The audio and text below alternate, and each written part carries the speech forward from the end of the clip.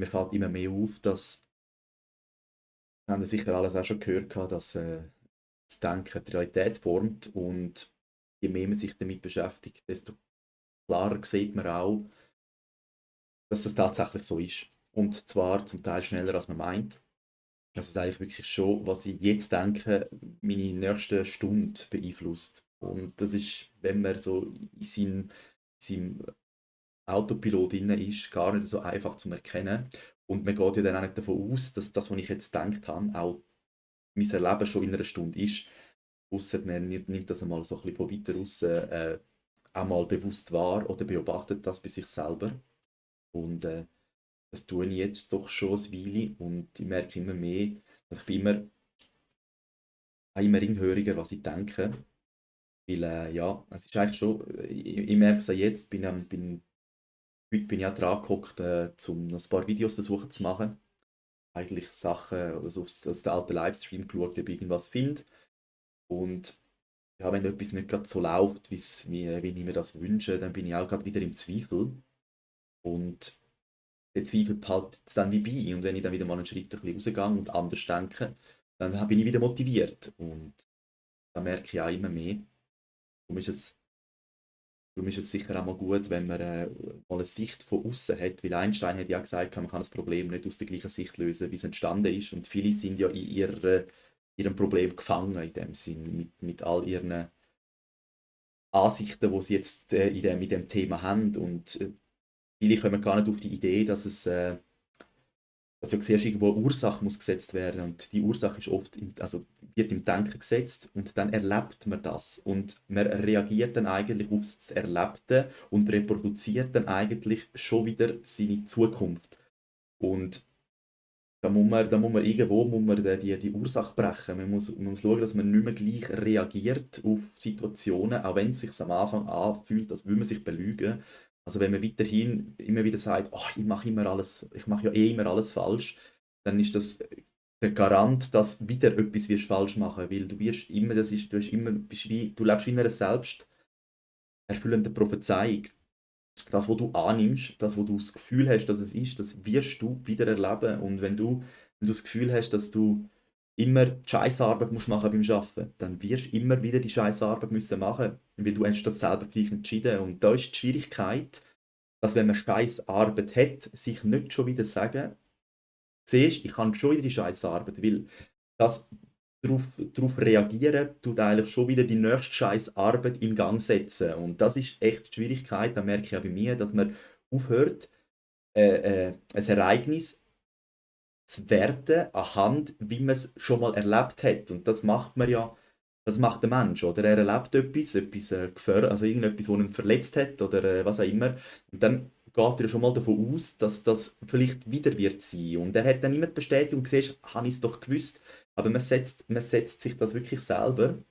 Und je mehr das auch beobachten, bei mir selber, desto mehr beobachte ich es natürlich auch bei anderen Menschen. Ich kann mittlerweile wirklich lachen, wenn ich jemanden höre, etwas sagen. Ich weiss, der wird das erleben, weil man hört eigentlich, wenn jemand etwas aus Überzeugung sagt oder aus Spass, also wenn einer wirklich davon ausgeht, ich muss ja wirklich immer die Scheissarbeit machen, dann weiss ich schon, ja, in dem Fall wirst du nächstens wieder dran anlaufen, dass du die Bestätigung für dich hast, dass du die Scheissarbeit wieder machen musst. Und das ist, die Schwierigkeit ist eigentlich, dass man aufhört, sich das zu sagen, sich das zu glauben, dass das so wird sein, weil durch den Glauben wird man das wieder anziehen. Und so kann man eigentlich neue Ursachen setzen. Das ist eigentlich egal wie was. Oder auch wenn es jetzt wenn man beim Finanziellen jetzt vielleicht nicht die Finanz hat, wo man sich wünscht, dann darf man nicht auf dem, was man sich nicht wünscht, reagieren und sagen: «Schau mal, ja, es geht halt nicht.» Da ist dann auch die Schwierigkeit, oder? Dass man, wenn man vielleicht aktuell die Finanzlage nicht so hat, wie man sich's wünscht, nicht mehr auf die Lage reagieren.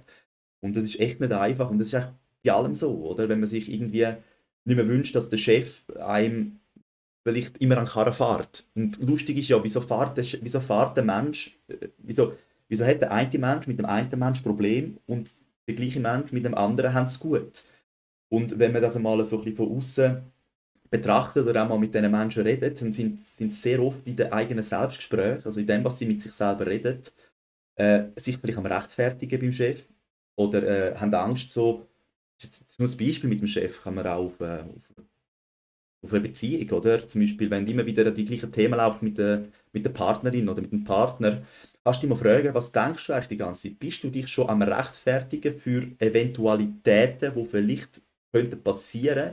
Weil das ist dann schon wieder eigentlich der Garant, dass es so wird sein, weil du tust dir das ja in dem Sinn produzieren, oder? Wir sind wie unsere Gedanken, produzieren wie unsere Zukunft und wir müssen lernen, da stoppen, was man nicht mehr will, dass man nicht mehr über das nachdenkt, was man nicht mehr in seinem Leben will, weil sonst tut man es wieder reproduzieren und vor allem das Reagieren, oder? Es heisst ja schon, du reagierst.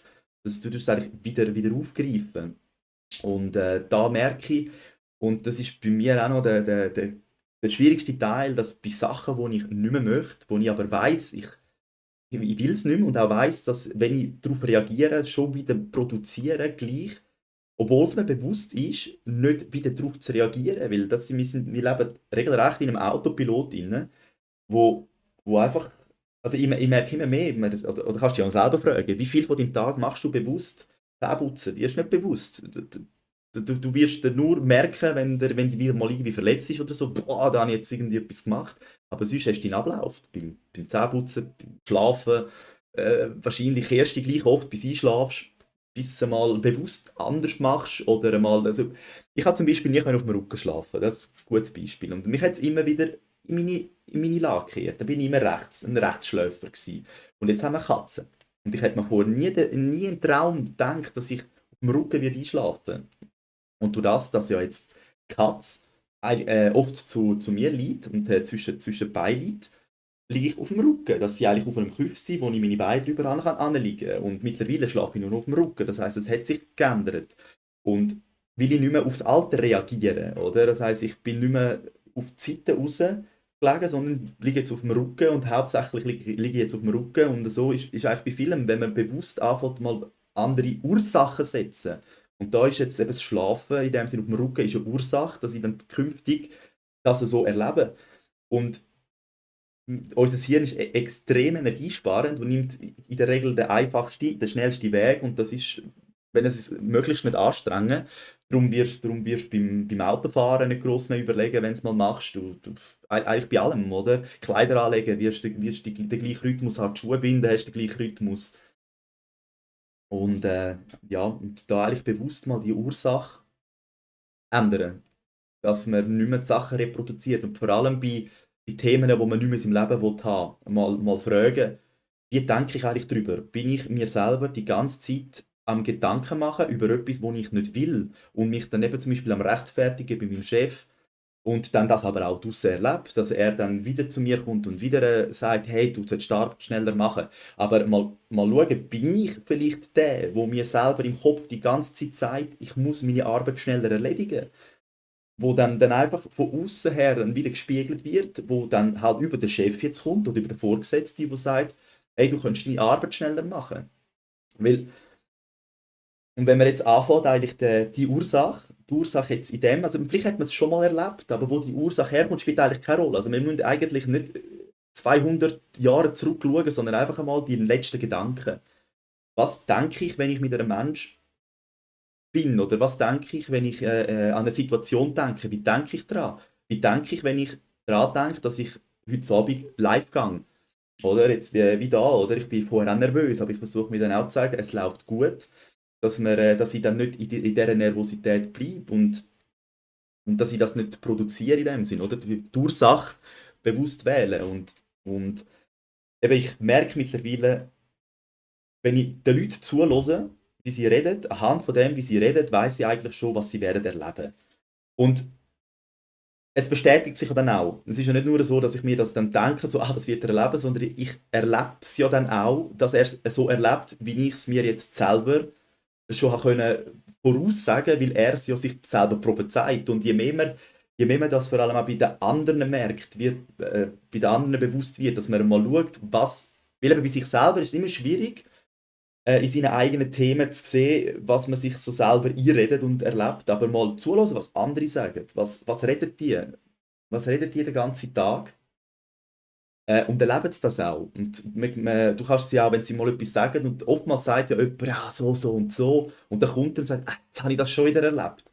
Oder? Und das ist noch spannend. Meistens ist es dann genau das, wo er sagt, hat er ja schon wieder erlebt, wo er sich selber schon die ganze Zeit erzählt. Vielleicht dir erzählt, schon zum 10. Mal. Oder ja, mal bei den Familienmitgliedern hören, was die so erzählen. Und es ist eigentlich mega spannend. Und der Neville Goddard, er hat auch, das ist mir eigentlich das erste Mal so wirklich aufgefallen, weil er hat gesagt, ähm, dass er sich eigentlich immer fragt, von was für Selbstgespräch kommt der Mensch nicht weg. Und er hat dann die Leute auch so gefragt, so im Sinne von, wenn jemand sagt, ja, er muss immer die scheiß Arbeit machen. Eben mal nachfragen, ja, wie redest denn du mit dir selber, oder? Bist denn du dir selber das die ganze Zeit am Sagen, dass ich die scheiß Arbeit machen muss? Und zum Teil ist es wirklich nicht erst in 3 Jahren, sondern das, was man heute sagt, kann man morgen erleben. Und je bewusster, dass man das auch wahrnimmt, ähm, bei anderen vor allem, kann man sich auch bei sich selber, aber ich finde es eben bei mir selber viel schwieriger zum Wahrnehmen. Ich sage jetzt mal, noch schwierig zum Wahrnehmen. Oder auch wieder aufpassen, wie man es formuliert, was man schlussendlich fühlt, oder wie man es fühlt, oder? Und ja, aber ich nehme es immer mehr wahr und es ist schon sehr ein spannendes Thema.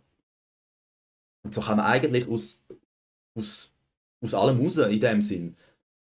Und ich persönlich bin jetzt auch nicht mehr so Fan von ewigen Vergangenheitsaufarbeitung. Ich glaube, es ist sicher auch gut für Menschen, wo das brauchen. Aber wenn man versteht, dass die Ursache jetzt gesetzt wird für morgen und die Ursache von 3 Jahren einfach das Heute, was ich jetzt erlebe und was ich jetzt halte oder wie ich mich jetzt benimm oder denke, tut mein Morgen äh, produzieren. In dem Sinn müsste man in der Theorie, wenn ich das so richtig verstehe, oder wie ich es für mich verstehe, sagen wir es so, gar nicht in die Vergangenheit. Weil die Vergangenheit hat mich zu dem gemacht, was ich jetzt bin, und jetzt bin ich am Überlegen, jetzt rechnet mein Jetzt rechnet in die Vergangenheit. Ich habe das damals so erlebt, darum erlebe ich das jetzt so. Und das ist halt dann wieder die Reproduzierung von dem, was ich vorher geredet habe. Das heißt, jetzt hat man es in dem Sinne schon wieder reproduziert und wird es morgen wieder so erleben. Und morgen sagt man dann wieder, ja, ich erlebe das ja schon seit 10 Jahren so, also ist ja logisch, dass es so ist. Und ich habe auch jetzt, wenn wir wieder zurückkommen zum Thema auf der Seite schlafen, ich habe Jahre auf der Seite geschlafen, ich habe nie auf dem Rücken geschlafen und habe einmal anders geschlafen, weil ich gezwungenermaßen haben musste, eben weil die Katze bei mir war. Und jetzt schlafe ich auf dem Rücken. Haben wir aber 30 Jahre gesagt, das geht nicht. Und so ist es dann halt auch, oder? Man ist dann immer eigentlich in der Vergangenheit, ja, ich habe es so erlebt, wie ich habe auf der Seite geschlafen. Äh, ich habe es so erlebt, also ist es ja jetzt auch so, oder? Also vielmals sagt man dann, ja, ich erlebe das ja schon 30 Jahre. Ist ja logisch irgendwie. Aber wenn man versteht, dass man dann, wenn man das so, ja, dass man eigentlich immer jetzt Entscheid kann fällen für morgen. Und man sollte nicht die vergangenen Sachen messen, wie es heute ist, weil sonst produziert man es eigentlich schon wieder für. Ich glaube, so kann man es gut verstehen. Ich glaube, gut auf den Punkt gebracht, was ich auch sagen wollte. Und so hat man eigentlich immer die Wahl, oder? Und das ist das Schöne. Eigentlich hat man so immer die Wahl, entscheiden, wie es morgen soll sein. Und auch irgendwie nicht mehr müssen überlegen, was ist gestern war, sondern das Gestern ist das Heute. Das Gestern, was ich gestern gedacht habe, entscheide mein Heute. Aber ich muss jetzt heute entscheiden, was ich morgen möchte denken. Darum ist es nicht so, nicht so zielführend, je nachdem, in meinen Augen jetzt, wenn man zu viel in der Vergangenheit überlegt, was kann ich besser machen, weil es ist, ja, da ist ein heikles Thema, muss ich ein bisschen aufpassen. Aber ja, ich für meinen Teil merke, dass ich wie heute die Möglichkeit habe, zum entscheiden, wie ich es morgen haben will und eigentlich gar nicht darauf ankommt, was ich gestern erlebt habe. Weil ich kann jetzt entscheiden, wie möchte ich darauf reagieren, was ich gestern erlebt habe. Und viele reagieren halt auf Verletzungen von der Vergangenheit heute immer noch auf Verletzungen. Also werden sie morgen immer noch verletzt sein. Und übermorgen halt immer noch verletzt sein. Und man kann aber immer jetzt ändern. Also ich kann jetzt, auch wenn es weh tut, anfangen vielleicht, auch wenn irgendetwas in der Vergangenheit weh da hat, ich bin verletzt worden, vielleicht von einer ehemalige Beziehung von meiner Traumpartnerin damals als Beispiel und bin jetzt immer noch traurig, dann reproduziere ich das eigentlich, oder? Und ich kann halt jetzt entscheiden, wie möchte ich darauf reagieren? Wie will ich es anschauen? Vielleicht ist es auch einfach gut, weil durch das kann jetzt die Traumpartner, die wirkliche Traumpartnerin kommen. Und das ist dann auch immer, wie man die Sache anschaut. Und viele trauern halt so lange nach irgendetwas nach, dass, dass sie gar keine Möglichkeit haben, um etwas Neues in ihr Leben zu lassen. Und das ist, ja, da sehe ich auch, dass da bei vielen Menschen dann, dass es so lang nachhakt, oder? Vergangene Beziehungen, die schon Jahre zurück sind und es immer noch Schmerz haben. Aber eben, man kann wie heute entscheiden, wie möchte ich darüber fühlen. Die Entscheidung hätten wir, aber eben das Gefühl loslassen, das ist dann nochmal eine andere Sache. Oder vergangene Sachen loslassen, das ist dann nochmal etwas anderes. Bei mir macht es relativ automatisch, ab dem Moment, wo ich etwas verstehe. Also wenn ich verstehe, aha, so ist das beim anderen Mensch wahrscheinlich gewesen, oder wenn der andere Mensch das sagt, dass wenn es bei mir macht, aha, okay, ich kann es jetzt nachvollziehen, dann tut es bei mir das automatisch ablegen. Aber ich glaube, da sind die Menschen verschieden. Auch wenn sie es rational verstehen, können sie es immer noch nicht ablegen.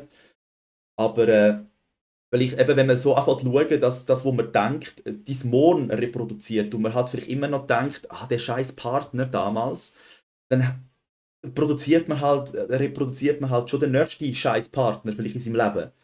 Oder? Und darum läuft man eigentlich immer wieder an gleiche Themen an. Das heisst, die emotionalen Gefühle, die man noch hat an vergangene Sachen, werden wir in unserer Zukunft wieder so ähnlich erleben, weil es ist ja das, was wir fühlen. Es ist wieder das mit der selbsterfüllenden Prophezeiung. Und ja, und ich finde das ein sehr spannendes Thema, weil man muss eigentlich gar nicht viel, man muss eigentlich gar nicht wissen, man muss eigentlich gar nicht können, man muss eigentlich nur verstehen, wie man gerade denkt, ein bisschen beobachten, vor allem eben bei anderen, es macht auch sehr viel Spaß. Es macht auch sehr viel Spaß, bei anderen zu beobachten, was sie erzählen und es nachher erleben. Weil sie kommen jetzt ja, viele, die dir etwas erzählen, können dann wieder sagen, habe ich es schon wieder, habe ich es doch vorher gesagt. Und ich denke mir dann nur so mittlerweile, ja, hast du es gesagt, darum hast du es erlebt. Weil hättest du es nicht gesagt oder nicht so gefühlt, ich sage es sagen, und man muss es auch fühlen. Das heisst, Leute, die davon überzeugt sind, das ist ja seit 100 Jahren lebe ich es so, die werden es weiterhin erleben, oder? Und darum hat jeder in seinen Augen recht, oder? Man kann auch gar niemandem sagen, du hast Unrecht, wenn er davon überzeugt ist, weil er wird es so in seinem Leben erfahren. Das heißt, wenn er überzeugt ist, dass er der Letzte in der Reihe ist, wo ich auch lange war, wo ich aber auch immer gesagt habe, ich bin immer der Letzte in der Reihe, bin ich immer zuhinterst angestanden. Das ist komischerweise ist hinter mir dann nie einer gestanden, weil ich bin ja immer der Letzte in der Reihe. Und jetzt so im Nachhinein macht es Sinn, oder? Aber damals habe ich ja dann auch gesagt, ja, wie soll ich da anders denken? Ich erlebe es ja so. Ich erlebe es ja so. Und da muss man einfach aufhören, sich das zu sagen, oder? Wenn man es erlebt, lachen und sagen, das ist noch der Ausklang von meinem vergangenen Denken oder von meinen vergangenen Gefühlen. Aber ich reagiere jetzt nicht mehr so drauf, dass ich es morgen wieder so erlebe. Und mittlerweile weiss ich, dass ich immer grüne Fahrt habe und auch immer zuvorderst einen Parkplatz habe und auch immer der Erste in der Reihe bin.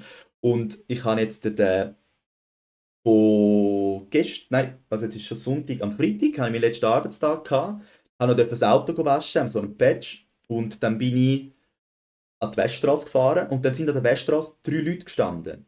Und mir ist dann in den Sinn gekommen, ich könnte zuerst saugen. Ich bin dann saugen, als ich retour gekommen bin, ist niemand mehr dort gestanden. Das heisst, ich bin gerade angefahren. Also es hat mir in dem Moment eine andere Idee gebracht. Wäre ich jetzt aber wahrscheinlich immer noch in dem Gefühl, ich bin der Letzte in der Reihe, dann wäre ich jetzt hinter die 3 angefahren, weil mir die andere Idee nicht gekommen ist. Und so schränkt man sich dann auch für andere Möglichkeiten je nachdem ein. Wenn man so davon überzeugt ist von etwas, dass ich es ja eh bin, dann sieht man das andere nicht. Weil man nimmt die Frequenzen gar nicht wahr, weil man halt die gar nicht erst ausstrahlt, oder? Und das ist ein mega spannendes Thema. Und ja, das ist auch etwas, wo ich ja, eigentlich möchte ich sehr gerne weitergeben, weil es braucht wirklich nichts. Es braucht kein Vorwissen in der Medizin, es braucht kein Vorwissen in der Ernährung, eigentlich egal wo. Es braucht eigentlich nirgends irgendwie ein Wissen, weil man kann sich einfach beobachten, oder? Und wenn man es bei sich selber nicht schafft, dann hat man genug Menschen um sich herum, wo man es machen kann. Und es ist dort sogar noch einfacher zum wahrnehmen, weil sich selber tut man gerne auch ein bisschen schützen, weil man will ja nichts falsch machen.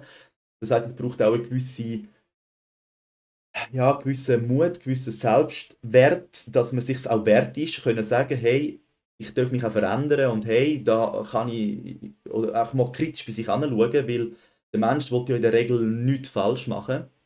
Und ja, aber da merke ich schon, das ist sehr, sehr spannend.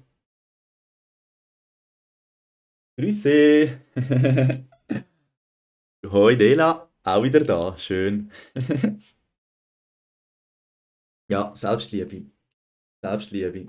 Aber es, ja, sind wir wieder bei dem, wenn man einmal sich anfängt, Grenzen zu setzen, wird man es auch mehr merken. Das ist wie bei allem, oder? Wenn man es einmal anfängt, alles, was man macht, wird mehr in seinem Leben. Und was man halt nicht macht, kann halt auch nicht wachsen. Und darum ist auch bei vielen, die irgendwann einmal etwas anfangen machen, wo es am Anfang Mut braucht und vielleicht alle anderen sagen, das ist nicht so eine gute Sache. Bei denen wird es irgendwann funktionieren, weil sie sind auf ihrem Weg und alle anderen fangen gar nicht an, ihren Weg zu gehen, weil sie denken, es funktioniert ja eh nie. Sind wir wieder beim Denken, funktioniert ja eh nie, also wird man auch nie anfangen können, weil es funktioniert ja eh nie. Und wenn man einmal dann einen Schritt macht, dann passiert vielleicht irgendetwas. Ich glaube, ja, letztes Mal, also passiert irgendetwas, dass man wieder kann sagen kann, ja, es funktioniert ja eh nicht. Ich habe letztes Mal darüber geredet vom Lehrling, wo sich, immer, also wo sich selber sagt, ich bin zu langsam. Und es passiert tatsächlich immer etwas, dass er langsam ist. Und also Sachen, ja, einfach kuriose Sachen, wo man also denkt, hä, wie geht das? Aber es ist wie eine eigene Sabotage, die passiert, damit er sich wieder kann sagen kann, ich bin zu langsam gewesen. Und durch das, dass er ja eigentlich nicht langsam ist, muss etwas passieren, dass er einen Mehraufwand hat in der Arbeit. Das heißt, irgendetwas anderes geht kaputt, dass er dort wieder muss flicken, dass er zu langsam ist. Und zwar nicht, einfach nicht von seiner eigentlichen Arbeit, sondern halt, weil irgendetwas dazukommt. Und das ist sein Innere, das sagt, ich bin zu langsam. Und das irgendwie kommen dann andere Umstände oder irgendwie fährt dann vielleicht mal jemand an reden oder letztens bin ich bei ihm gewesen, und dann haben sie einen Meter mitgenommen, der hätte nicht können schaffen, weil er den Meter nicht hatte, weil ich ihn bei mir hatte. Jetzt kann man sagen, es ist Zufall, aber ich glaube mittlerweile, weil er sich halt sagt, er ist zu langsam, muss auch der Meter plötzlich weg sein, weil sonst wäre mir vielleicht in den Sinn gekommen, ich habe seinen Meter und gebe ihn zurück, dass er nicht zu langsam müsste, dass er nicht zu langsam wäre. Und das ist halt spannend. Man kann dann schon sagen, ja, ist jetzt Zufall, aber ich glaube schon länger nicht mehr Zufall.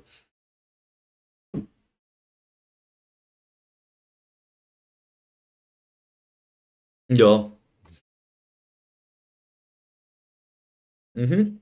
Ja, also da mit der Positivität, es ist schon auch bei mir noch einfacher darüber zu reden, wie selber mir das aufrechtzuerhalten. Ich bin zum Beispiel jemand, der mich sehr, eben, wieder aufpassen, will ich sagen, ich bin jemand, der mich bis jetzt verglichen hat. Äh, und das hat mich immer sehr schnell abgezogen. Oder wenn ich dann schaue, so, jetzt eben gerade beim Video machen, dann sehe ich irgendwie andere Menschen, die wahrscheinlich sind die schon Jahre dabei und es ist ja eh bei YouTube und Co. sieht man ja eh nur immer die Besten. Und das zieht mich dann recht an, dass ich sehe, nicht weil ich es ihnen nicht gönne, also es ist nicht Neid oder so, sondern einfach, weil es noch bei mir jetzt aktuell noch nicht so läuft, wie ich es mir gerne wünsche. Und das ist auch etwas. Und das zieht mich sehr schnell eben so ins Negative. Und es fällt mir dann auch schwer, mich dort wieder rauszuholen. Also es fällt, obwohl ich es weiß, oder? Obwohl ich weiß, ich darf nicht, obwohl ich weiß, das sollte ich wirklich nicht machen, bleibe ich dann auch ein bisschen, ja, in dieser Spirale stecken, mit dem Positiven. Aber auf der Baustelle sagen alle, ich bin sehr positiv eingestellt immer. Daheim ist halt ja andere Arbeit, fühle ich mich dann manchmal nicht so positiv. Kommst du mit Tee? Ja. Tee.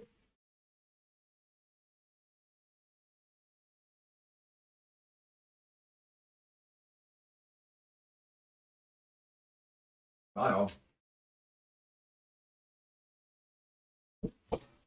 Oh. Wie letztes Mal, ein feiner Kurkuma-Tee. Danke an dieser Stelle, Schatz. Sehr fein.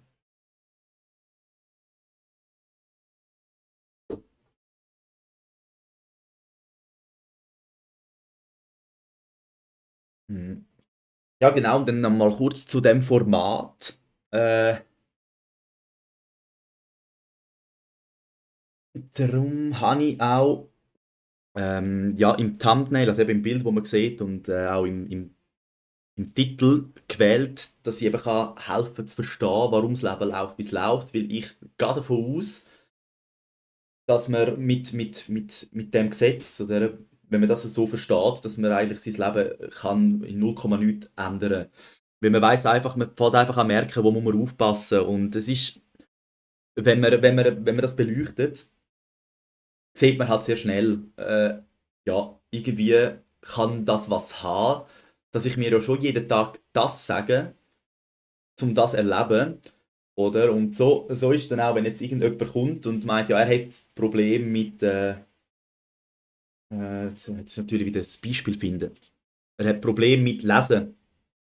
Dann kann man auch mal nachfragen, ja, wie redest denn du mit dir selber? Sagst du dir das die ganze Zeit? Oder? Und dann kann man mit einfachen Beispielen und dann, wenn man das eben selber, es ist, wenn es bei einem selber Klick macht, dann ist man aufmerksam auf das Ganze, oder? Dann merkt man wirklich, aha, jetzt habe ich schon wieder so gedacht und schon wieder so erlebt. Und ich habe mir einmal gesagt, ich kann nicht lesen oder nicht gut lesen. Und es war noch interessant gewesen. Zora hat dann immer gesagt, ja, nein, eigentlich kannst du es gut, aber ich habe mich dann schon immer so verredet. Und ich sage es mir jetzt auch weniger und es geht auch flüssender, oder? Es ist flüssender, flüssender. Und ja, es ist mega spannend, wie fest, dass man sich selber im Weg steht mit dem, wie man über sich denkt. Und das ist halt einfach einfacher, wenn das jemand von außen, weil ja, selber ist schwierig, seine Denkmuster so von oben zu sehen, wenn man das nicht schon ja, ein bisschen darauf geschult ist. Und darum kann man das, ja, darum auch das Format, weil es ist eigentlich sehr einfach, von außen auf so etwas drauf zu schauen. Weil man muss auch 2, 3 Fragen stellen und man kann dann sehr schnell zum Kern vordringen. Und ich habe ja da auch noch so ein lustiges Ding da, da habe ich ja Freude. Äh, Wo ich auch kann, ein bisschen aufzeichnen kann. Oh nein, jetzt habe ich falsch gemacht. Das. Nein, das war ein Pfeil. Da. Wo ich auch. Nein, das ist auch ein Pfeil. Ah, da muss ich ein bisschen. Noch zu wenig genutzt, darum kann ich es noch nicht gut. Das ist auch ein bisschen, wo ich es auch ein bisschen bildlich kann zeigen kann. Ich glaube, das letzte Mal ist noch da, wo ich es auch jetzt mit dem Thema mit dem Lehrling gerade erzählt habe, mit dem zu langsam, habe ich es auch ein bisschen können, Schritt für Schritt so ein bisschen erklären. Ist jetzt natürlich, so kommt man halt jetzt wahrscheinlich nicht raus, weil dort habe ich es als Zusammenhang erklärt. Genau. So kann ich da ein bisschen Whiteboard, Blackboard nutzen. Genau. Da. Bitte. Okay, dann ist ja gut. Dann betest du zum Islam und für Schweinefleisch essen. Das ist doch gut. So.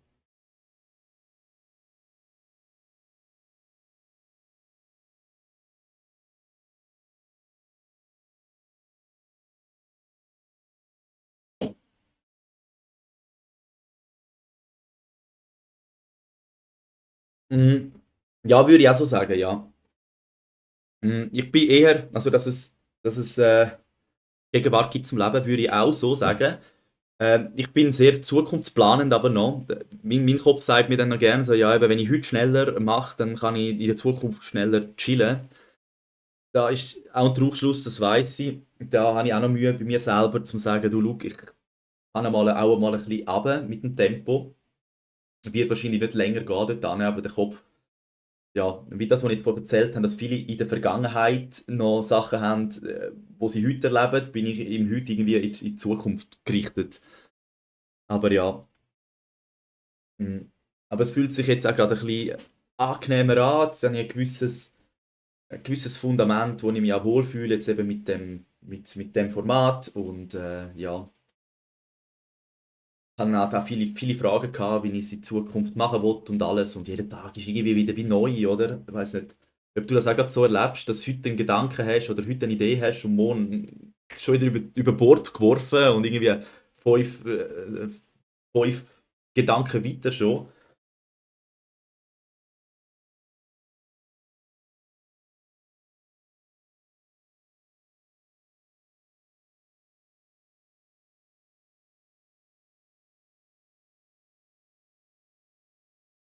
Ja, ja, ich denke dass viele Menschen sollten eigentlich noch ein bisschen Kind sein und wieder mal auf den Baum klettern, aber dürfen wir ja nicht. Irgendwann wird man ja älter. Ja, aber ich denke auch eher noch, ich bin froh, dass ich irgendwie noch so ein inneres Kind in mir habe, wo auch einmal ein bisschen möchte rumgumpen, aber viele, oder verstehe ich gerade falsch?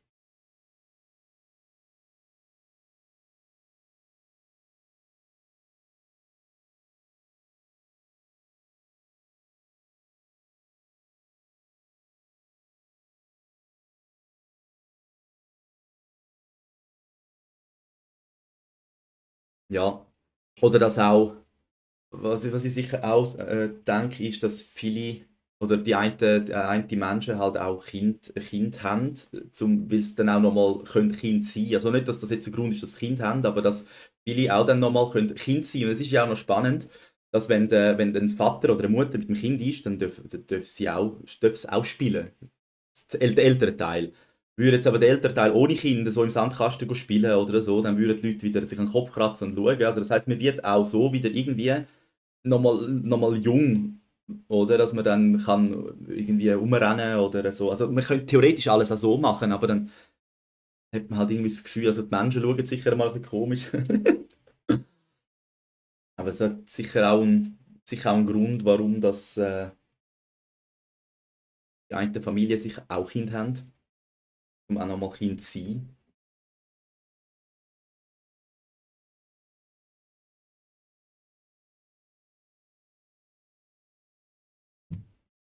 Ja, sehe ich dort auch da.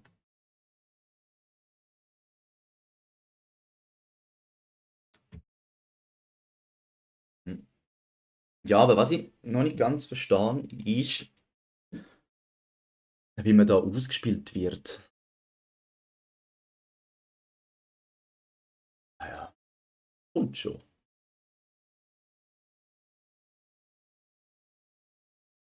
Aber die Qualität und so ist okay, so.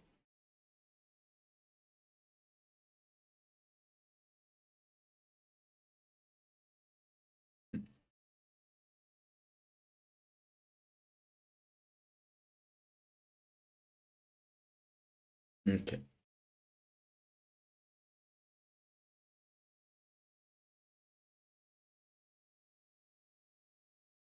Danke für die Rückmeldung. Hm. Mhm. Und sonst hast du eine gute Woche gehabt, Nela. Bist du schon das dritte Mal da, hä? Freut mich also.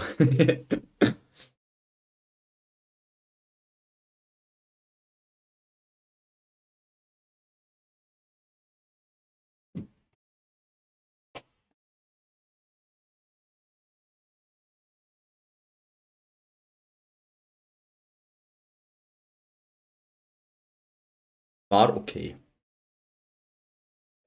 Ja, viel los. Ja, es ist viel los.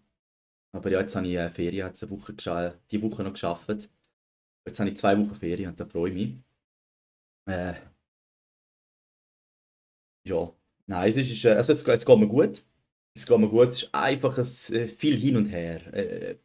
Oder bei mir jetzt auch gerade, ich bin in dem ganzen Aufbau mit YouTube und allem bin mir auch immer wieder am überlegen, wie ich das Ganze möchte. Und das tut mir. Jetzt wird schlaflose Nacht, das habe ich nicht. Also ich liege an und schlafe. Das stellt bei mir ab, wenn ich anliege.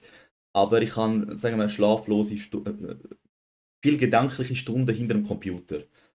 weil ich einfach noch nicht weiss, wie, wo, was. Also jetzt leitet sich's langsam, jetzt habe ich wie das ganze Konzept in dem Sinn, wie ich es mir auch will, mit dem Live und allem handhaben, ist langsam drin und es beruhigt sich ein bisschen. Aber bei mir ist schon, wenn ich etwas anfange, es muss dann irgendwie schnell ans Ziel kommen. Und eben da habe ich jetzt im letzten Video haben wir es auch davon gehabt, den Weg ein bisschen geniessen, darf ich noch lernen, dass ich wahrscheinlich nicht schneller am Ziel bin, wenn ich mich die ganze Zeit hetze. Und jetzt habe ich heute den Entschluss gefasst, mir alle Stunde 5 Minuten Pause gönnen.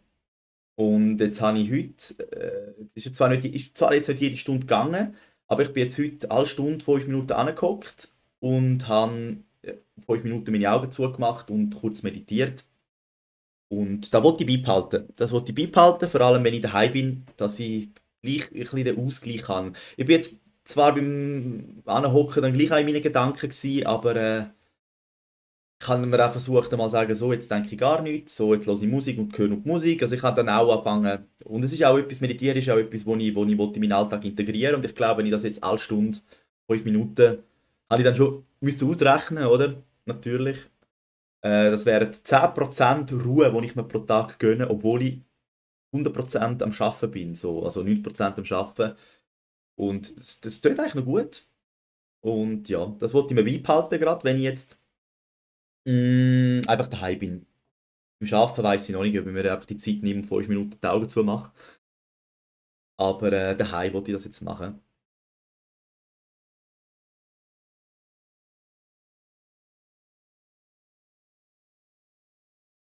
Ja, danke. Ja, ich bleibe dran. Das ist das Ziel.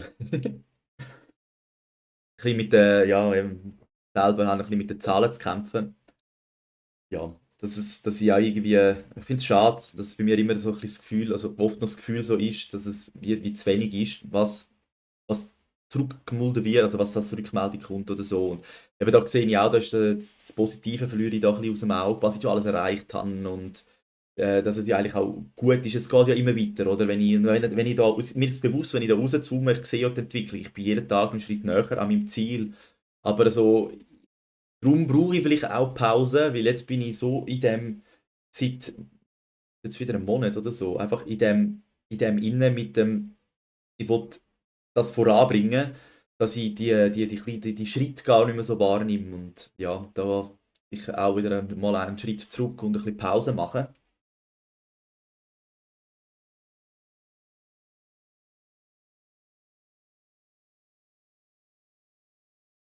Hm, was?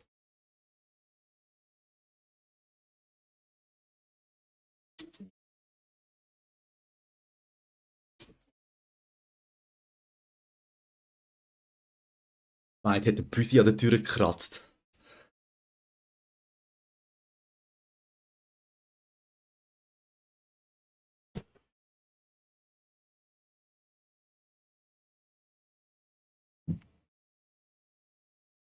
Ja, danke.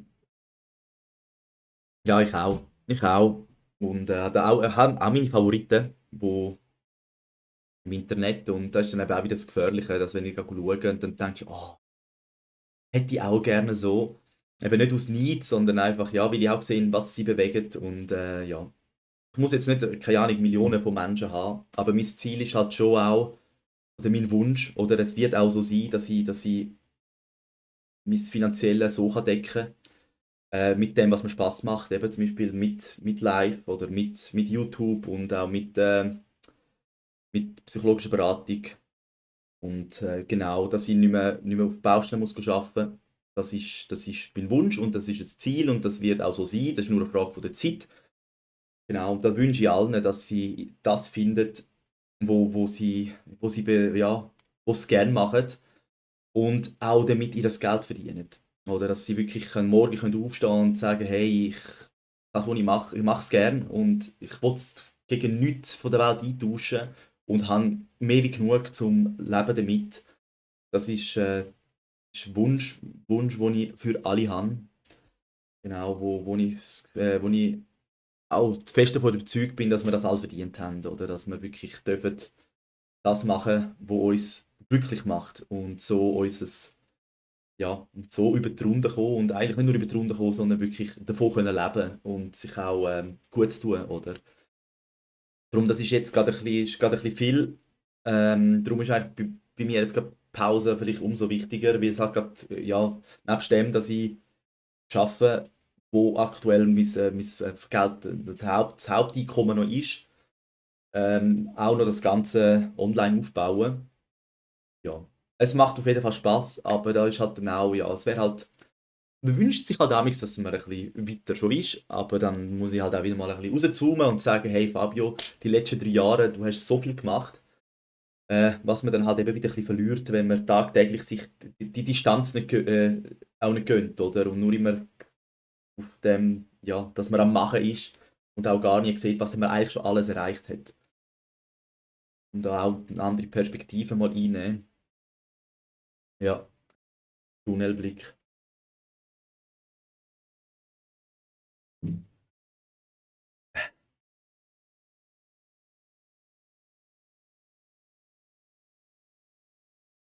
Ja, aber vielleicht sind es auch,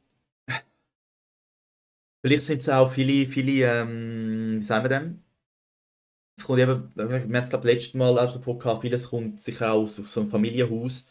Und wenn natürlich ein Kind hört, aus dir wird nichts, dann sind wir wie bei dem Punkt, oder? Wenn das dann irgendwann das Gefühl hat, dass aus ihm nichts wird, dann muss er wieder die Ursache ändern und die zu erkennen, wenn man das Gefühl hat, aus einem wird nichts, braucht wieder Blick von außen. Oftmals, wenn der Blick dann von außen, hat man es ja schon Jahre anders erlebt, dann muss man zuerst verstehen, dass man aus dem, dass man muss aufhören, sich so fühlen, dass man auch etwas ändern kann. Und ja, wir sind momentan einfach so, der Mensch ist irgendwie einfach so fies zueinander. Es ist am Besseren, aber eben, wir hat halt einfach, wir haben so, auch so viele Glaubenssätze, aus nichts wird nichts, aus dir wird eh nie etwas, Geld ist schlecht. Oder viele, die an Geld denken oder an Reichtum denken, haben das Gefühl, dass jetzt, geizige Menschen, die andere ausgenommen haben, die reichen Menschen. Oder? Und wenn man so selber so ein Bild hat, wird man eben auch gar nicht also, an das herankommen, wo man ja gar nicht sieht. Und vieles ist halt eben aus einem Familienverhältnis. Oder? Heutzutage die Eltern extrem überfordert. Äh, immer mehr arbeiten auf der Baustelle, merke ich, zum Teil sind die Väter, also das ist logisch, das ist ein normaler Arbeitstag mittlerweile am Samstag, also die sind 6 Tage am Arbeiten. Und dann ist noch die Familie daheim und dann bist du gestresst und wenn man gestresst ist und emotional überladen, dann ist man explosiver. Das heißt, das Kind kommt vielleicht auch schneller einmal irgendetwas gehört über und ja, und wenn man halt dann schon von klein auf auch vielleicht die Nähe von den Eltern gar nicht mehr so hat, wie man sie früher hat, die ganzen emotionalen Überladungen von den Eltern abbekommt, das Kind sich selber auch immer noch die Schuld gibt, ja, dann hat man dann halt dann genau Leute, die sich aufs Alltägliche reduzieren, oder? Wo gar kein, ja, wo halt dann nicht denken können, so, ja, aus mir kann mal etwas werden, wenn man das Leben lang gehört hat, aus dir wird eh nie etwas. Und ja, aber es gibt auch immer mehr Kanäle oder eben genau auch ja, Videos, wo wirklich auch so das Selbstermächtigen, wo etwas weitergeben wollen, wo der Mensch merkt, er braucht eigentlich nur sich. Und das ist auch mein Wunsch, oder? Dass ich etwas weitergeben kann. Nicht irgendwie, ja, nicht das Buch, das alles heilt, also nicht das Allheilende, aber irgendein ein Instrument. Und da weiß ich, das Instrument, ja, das kann die ausbrechen lassen aus so alten Geschichten, oder? Und vor allem eben das Verstehen ist es und wenn man kann, aufs Thema eingehen. Und das Schöne ist ja eben genau in so einem Format, dass wenn jemand mit etwas kommt und ich kann auf das eingehen, dann, und jetzt nicht nur 3 gleichzeitige Zuschauer sind, sondern 20, dann haben von den anderen 20 Zuschauern, die zuhören, auch alle das gehört, oder? Und jeder kann auf seinem Standpunkt irgendetwas mitnehmen. Und das finde ich sehr schön, weil ich weiß, ich werde mit dem Format früher oder später, ich glaube eher früher, viel können mitgeben und zwar einfach so nebenbei, oder? Nicht, dass ich nur mit jemandem rede, sondern dass ich zu vielen kann reden oder zu vielen etwas kann weitergeben. Und das freut mich auch sehr, oder? Eben, wenn, wie du vorher gesagt hast, dass die Menschen mal gut etwas bewegen. Eben, ich mag das auch und ich würde auch gerne irgendwas können bewegen. Und ich weiß auch, dass ich was bewegen kann. Äh, und von dem her ist das Format, finde ich, sehr günstig. Weil auch nachher, oder? Ich kann theoretisch das ganze Video nachher, also habe ich bis jetzt auch gemacht, das Video so aufladen. Und es ist so, es fällt mir so einfach, so leicht da hinten zu hocken. Also, wo es jetzt das vierte Mal ist. Und es macht mir auch wirklich Spaß, oder? Und es macht mir auch Spaß. Und ja, und da weiß ich, da kann ich viel, kann ich auch was mitgeben, auch irgendetwas bewegen, oder? Und vor allem, was ich will bewegen, ist, dass der Mensch versteht, dass er sich selber braucht, oder? Klar, alle anderen auch, oder? Ich bin jetzt wegen dem nicht, alle anderen sind mir egal, weil ich weiß, ich komme mit mir selber klar, ich kann alle Probleme selber lösen, in dem Sinn, mit meinem inneren Sein oder mit meinem Mindset. Aber ja, man kann es so weitergeben und wer wagt, der gewinnt, genau. Der erste Schritt ist der schwierigste. Und wenn man dann aber aufhört, dann ist es bald wieder der erste.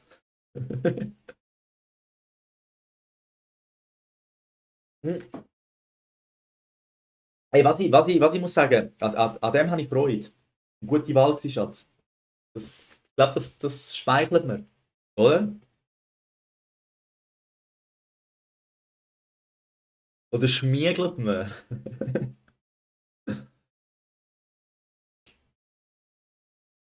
Ja, so, es gefällt mir auch. Und was wir noch können, anschauen können, wenn, also muss nicht jetzt sein, aber findest du die Farbe von der Kamera gut, weil ich kann jenste Einstellungen ändern in einem Programm. Also wenn du sagst, es ist noch irgendwie zu hell, der Kontrast muss noch, dann könnte man fürs nächste Mal Einstellungen ändern.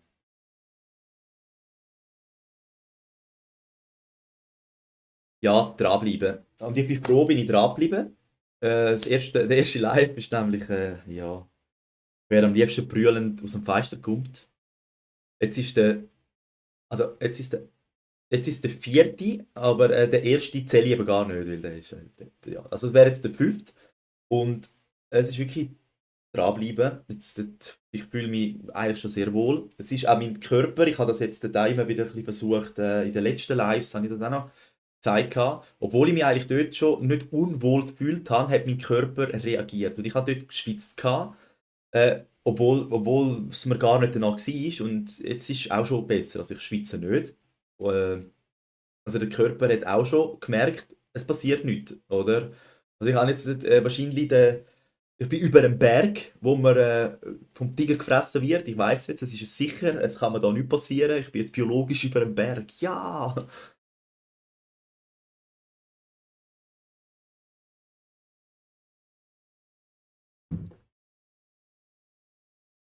Ja, sicheres Terrain. Aber es ist schon spannend. Es ist mega spannend, oder? Dass ich mich eigentlich auch schon sicher gefühlt habe, aber der Körper speichert echt alles ab, oder? Der muss auch noch zuerst merken, das ist mehr wie 100 EP.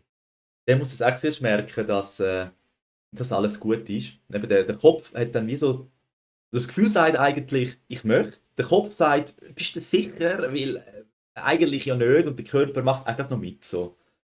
Ja, also es ist schon, braucht schon Überwindung. Und jetzt haben wir ja das Buch angefangen zu hören, das Gesetz der Sieger. Gesetz der Sieger. Gewinner. Und er hat dort ja auch gesagt, Gewinner tun das, was sie denken, schnell umsetzen und dann bleiben sie dabei. Und das habe ich sehr interessant gefunden, weil ich habe auch schon lange, zum Beispiel, jetzt, ich mache jetzt ein Beispiel zu dem Format, das habe ich schon vor 6 Jahren oder vor mehr wie 6 Jahren gedacht, dass ich so etwas möchte machen. Ich glaube, es sind schon ein paar Jahre mehr. Und jetzt, 6 Jahre später, habe ich das mal angefangen. Und Sieger oder Gewinner, die tun, wenn sie eine Idee haben, schneller umsetzen. Oder? Ich habe mir dann überlegt, ja, was ist, wenn es scheitert? Ah, was ist, wenn das? Ah, was ist, wenn das? Und inzwischen sind 6 Jahre vergangen. Und Gewinner, die haben eine Idee, die machen, auch wenn also in dem Sinne ohne Rücksicht auf Verlust. Das heisst, die wissen auch, ein Gewinner-Mindset weiss, sie können gar nicht verlieren, wenn sie können eigentlich nur gewinnen oder halt nicht wirklich weiterkommen. So in dem Stil. Weil verlieren kannst du ja nicht, etwas, was du noch nie gehabt hast, kannst du gar nicht verlieren. Du kannst ja eigentlich nur gewinnen in etwas Neuem. Aber es fühlt sich dann halt ja an, dass man kann verlieren kann. Klar, also gut, klar kann man Geld verlieren, wenn ich jetzt Geld setze. Äh, aber zurück zum Thema. Das habe ich so spannend gefunden, weil ich habe jetzt 6 Jahre rausgezögert, bis ich angefangen habe. Und andere gehen halt direkt an, die haben die Idee und machen. Die nehmen den Mut auf und machen. Und das merke ich auch je länger, je mehr. Ich bin der Typ, ich muss mich ins kalte Wasser rühren. Und das habe ich eben mit dem ersten Live gemacht. Ich habe es einfach angekündigt, einfach überall angekündigt, dass ich gar keinen Schritt zurück habe, dass es mal losgeht. Nicht, dass ich wieder sagen kann, machen wir es nächste Woche.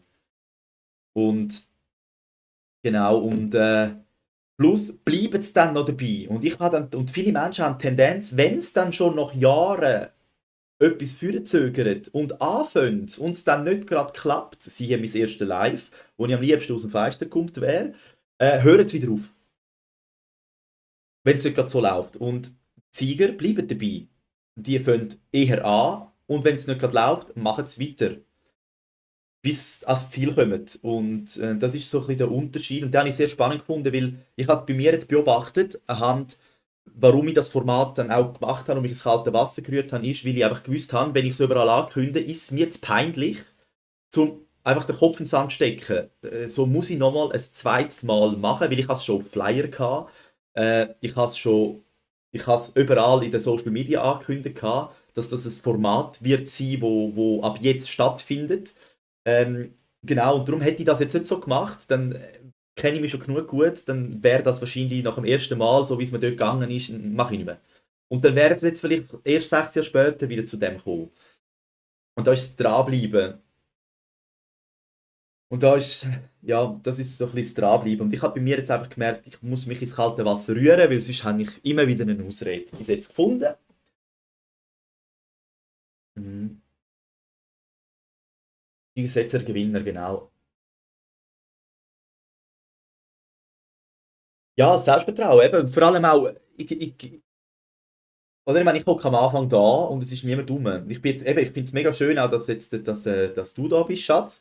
Und Nela ist jetzt schon zum dritten Mal da, weißt du, das gibt mir auch Vertrauen, oder? Dass jemand zum dritten Mal wieder kommt. Das heisst, so langweilig bin ich nicht, oder? Wie mein Kopf mir das sagt. Äh, und ja, was habe ich? Habe ich kurz den Faden verloren. Zu viel Lob.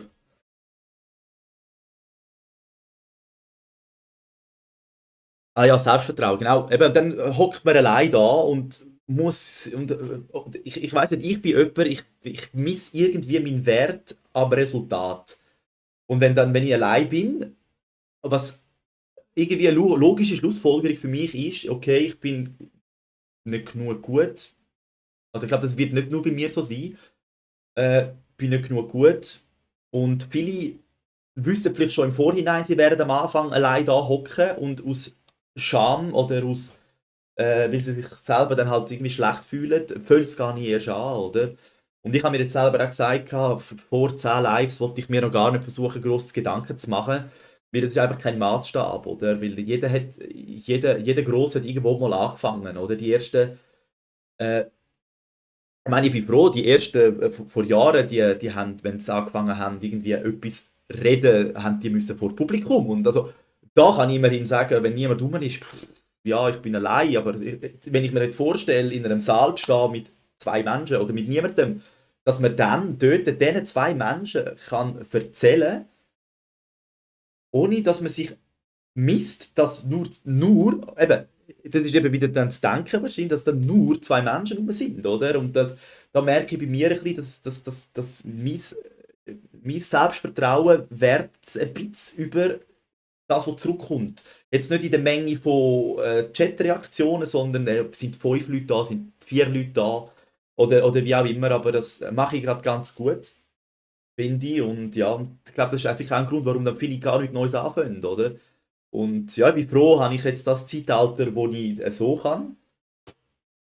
Wenn zwei Leute da sind, fühlt es sich wohl an. Ich glaube, ich würde mich unwohl fühlen, vor zwei Leuten reden. In einem Saal.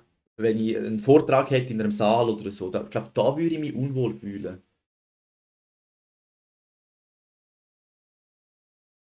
Ja, etwas, was der Mensch, also was der niemand mehr kann nehmen, ist die Erfahrung. Und die Erfahrung macht man halt nur, wenn man etwas macht. Nur dann hat man die Erfahrung, oder? Ja, darum.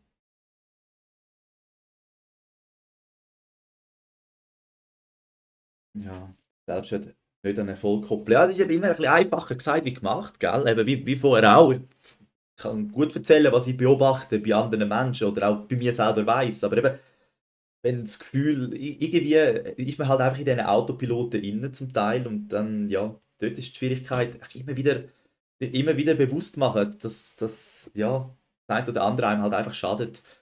Und das Leben so gesehen, es ist eigentlich, alles ist eine Investition, oder? Und investierst klug, oder? Wenn du jetzt das Geld willst, auch nicht überall einfach so ausgeben. Das überlegst du vorher auch. Und so sollte es eben auch bei jedem Gedanken sein, wo man sich macht. Bei jeder Entscheidung in dem Sinn, wo man fällt, oder? Ist etwas, wo mich weiterbringt? Ist etwas, wo mich nährt? Oder? Und halt dann möglichst vieles nicht mehr machen oder auch nicht mehr darauf eingehen, wo einem nicht weiterbringt. Und das ist noch die Schwierigkeit. Vor allem eben, wenn man, ich sage jetzt mal, auch Freundschaften hat, wo man merkt, es lebt so ein bisschen auseinander oder nicht mehr die gleichen Themen so in dem Sinn hat, hebt man an dem Alten fest, oder? Das heißt aber, es fehlt auch irgendwie, je nachdem das Wachstum. Es kann halt auch sein, dass man sich gegenseitig zurückhaltet, gell? Oder miteinander wächst. Das ist ja, ich glaube, je älter das man wird oder je mehr Erfahrung das man auch gemacht hat, überlegt man sich schon auch immer öfters einmal, tut mir das gut? Und das ist ja dann auch wieder gesellschaftlich, bist ja, ich weiß jetzt nicht, ob das heutzutage immer noch so ist, bist ja ein Ego, wenn du auf dich schaust und nicht für andere. Und ich meine, stell dir das mal vor.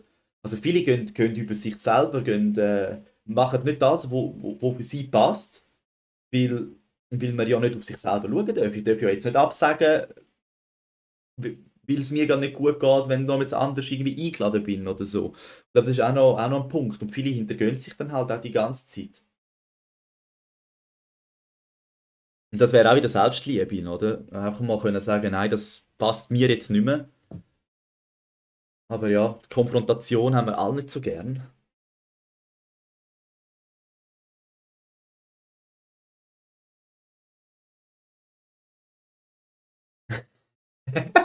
Ja, ja, das tönt noch lustig. Ich habe gehört, aber das ist dann wieder die Schwierigkeit, dass man halt, wie soll sich vorstellen, dass der Saal voll ist. Oder? Dass man vor einem Publikum redet, als wären 100'000 Leute dort, weil dann performt man auch schon, das wäre wieder das vom Anfang. Dann ist man auch schon so am Reden, als wären 10'000 Leute dort. Das heißt, wenn du dann schon auf dem Level bist, dass 10'000 Leute dort sind, strahlst du das auch aus, dass du dann also dass du das auch wieder anziehst. Und das ist aber, hat auch noch eine gewisse Schwierigkeit. Aber das sind auch Sachen, das ist immer einfacher gesagt wie gemacht.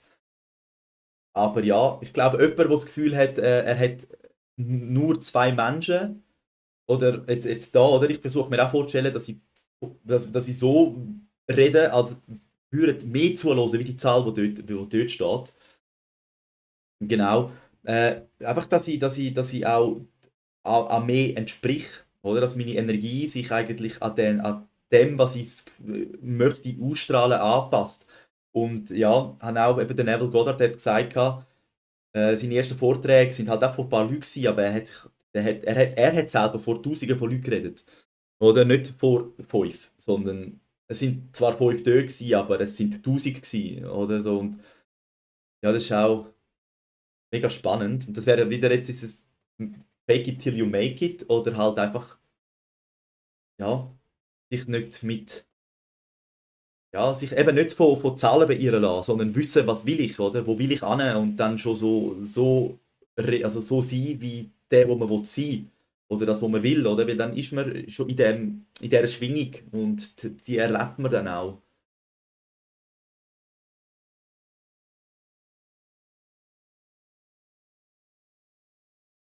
Ja, aber Lachen ist eh ein gutes Mittel. Aber ja, ich hatte da noch ein bisschen Traumata oder ich sage mal, auch immer Angst gehabt vom Vorlesen in der Schule. Und ja, so dass der Fokus so auf mich gerichtet wurde ist. Der Fokus auf mich gerichtet wurde ist in der Schule, eben gerade wenn ich muss vorlesen muss, das habe ich gar nicht gerne gehabt. Und das hat vielleicht auch dann damit zu tun, dass ich dann auch immer das Gefühl habe, ich kann nicht gut lesen. Oder, was ich vorher gesagt habe, oder dass das irgendwo von weit herkommt. Ah, jetzt habe ich den Faden verloren, weil ich den gelesen habe. Das kann ich noch nicht so gut lesen und reden. Ist halb. Mhm. Oh ja, schon eine Stunde um. Mhm. Ja, aber dann mache ich da, glaube ich, Schluss. Ich könnte noch eine Stunde weiterreden, aber ich möchte es bewusst nicht gross länger machen, dass es vielleicht auch nicht so abschreckt im nochmal schauen. Und ja, Nela, danke vielmals, dass du schon zum dritten Mal da gewesen bist. Das hat mich sehr gefreut. Und ich wünsche dir noch ganz, ganz einen schönen Abend. Und auch dir, Schatz, danke. Bis gerade.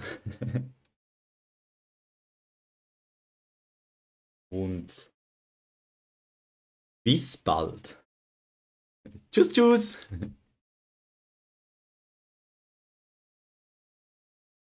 Ah, jetzt muss ich wieder schauen, dass ich es richtig mache. Noch ein Smiley wollte ich noch reinschreiben. Der gibt noch den Pokal. So. Also, ich bin weg. Tschüss.